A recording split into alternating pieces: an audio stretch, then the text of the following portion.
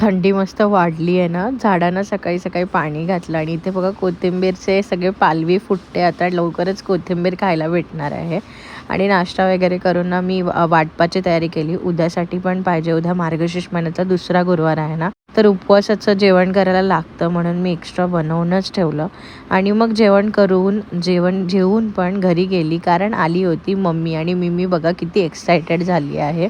Mummy आली की ती अजून खुश होते आणि ती मम्मीला बिलकुल सोडत नाही. आजूबाजूला तिच्याच बाजूला असते बघा, कशी चिपकून राहिली आहे. आणि मग आम्ही गप्पा मारल्या, झोपलो. संध्याकाळी फ्रेश झाल्यानंतर ना माझा चेहरा एकदम चावल्यासारखा होत होता, म्हणून आयसिंग करत होती. आणि बाहेर पडल्यावर बघा इथे फुल मून दिसला.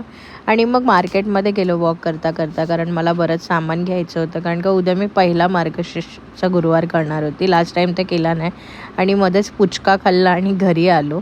आणि हे सगळं जेवढं सामान होतं ना उद्याचे लागणार होते ते घासून घेतला. हार बनवले तारक मेहता बघत बघत. आणि ना आज मला संध्याकाळी एकदम हलकं खायचं मन करत होतं. मग मी काय केलं, राई, जिरा, मिरची, कढीपत्त्याची फोडणी दिली आणि दहीला तडका दिला. गरम गरम भाताबरोबर एवढं छान लागतं ना, तुम्ही नक्की ट्राय करून बघा.